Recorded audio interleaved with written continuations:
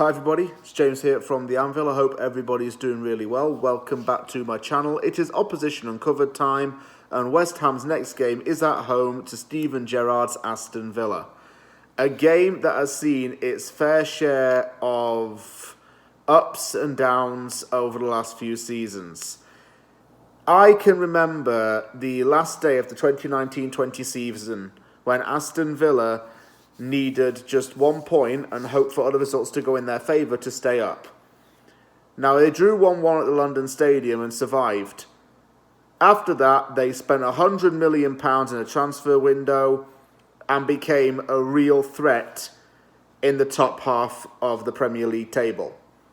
Now, this season's been a lot more challenging for them for quite obvious reasons, and if you follow the sport closely, you'll know why. And I'll talk a bit about it in this video, but things are starting to pick up again in this part of Birmingham now that Steven Gerrard is manager of the club.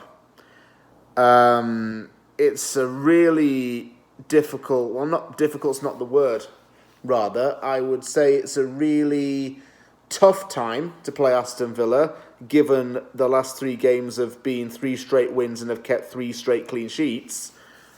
And given their business in January, they really are now going to be pressurising and pushing on to get a European place. And who's to say they can't do it now? There is still a mathematical possibility that they could do it.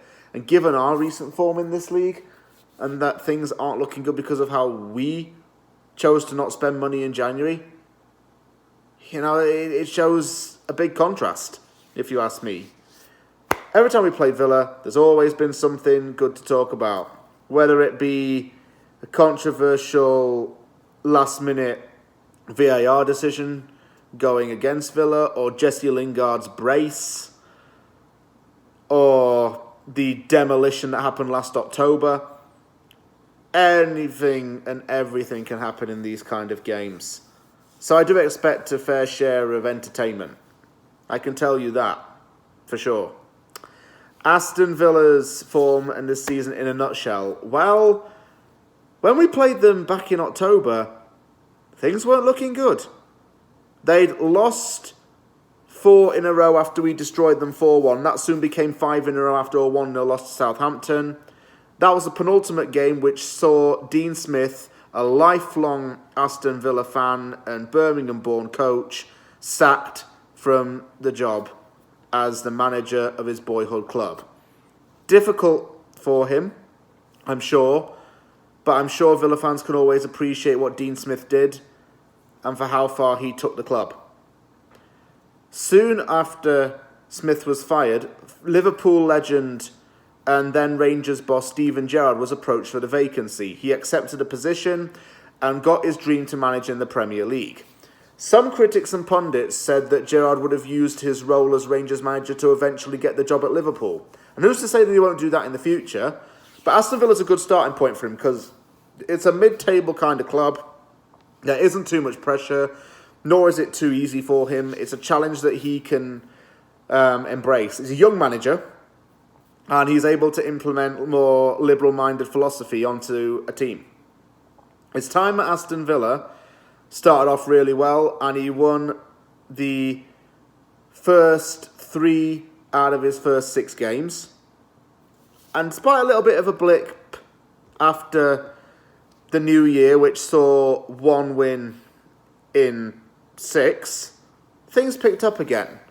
Villa beat Brighton 2-0 at Brighton.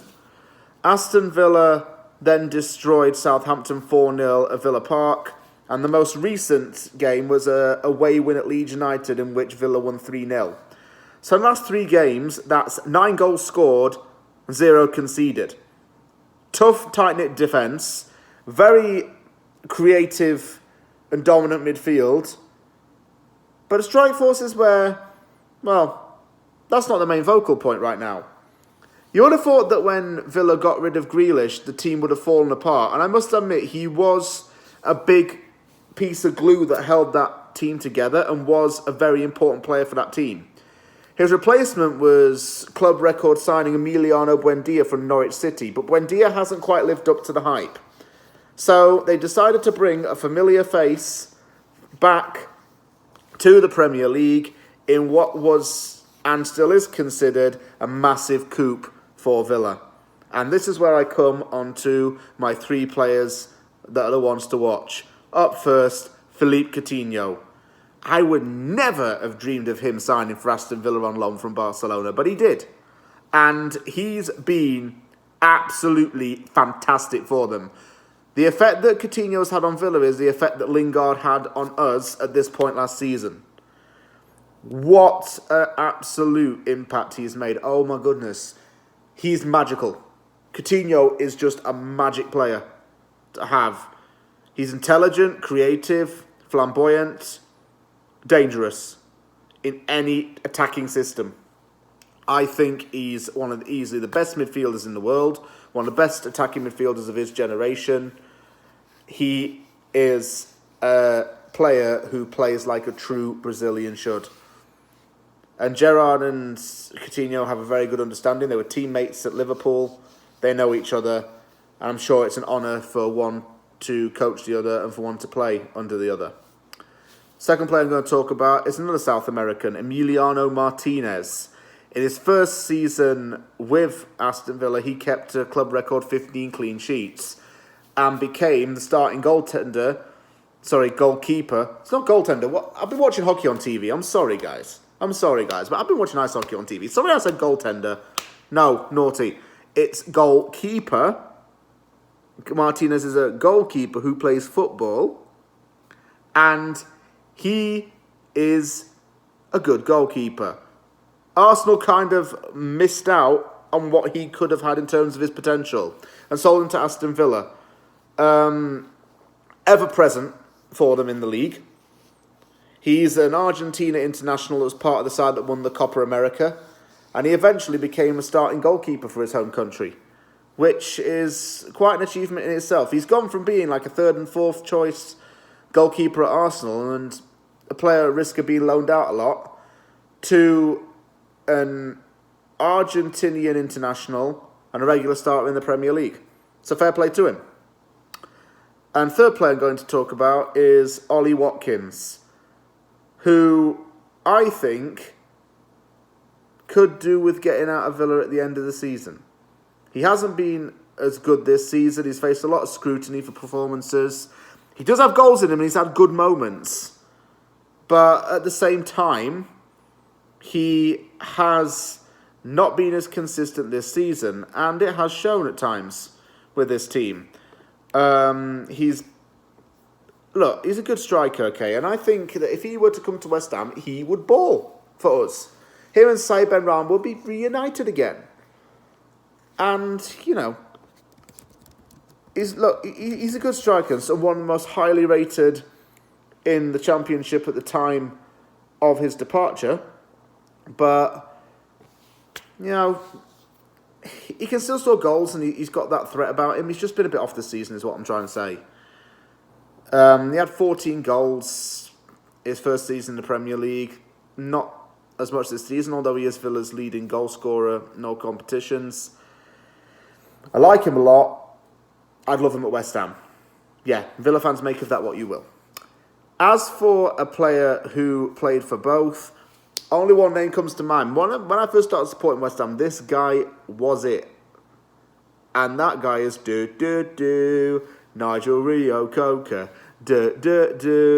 Yes, Nigel Reo-Coker, the midfielder. He joined West Ham in 2004 from Wimbledon and spent 3 years in the East End, made 120 appearances and scored 11 goals. 2007, he joined Aston Villa and spent 4 years in Birmingham. He made 102 appearances and only scored once. After he left Aston Villa, he went to Bolton Wanderers, Ipswich Town, and then played over in Canada and the US, playing for Vancouver, Chivas USA, Montreal Impact, had a brief spell at a club in Norway, and then the Milton Keynes Dons. He was also a former England under-21 international, and he is also an England under-20 international from when he was 20 years old in 2005. Nigel Reo-Coker was one of the earliest players I remember playing for West Ham. And, I'll always remember him.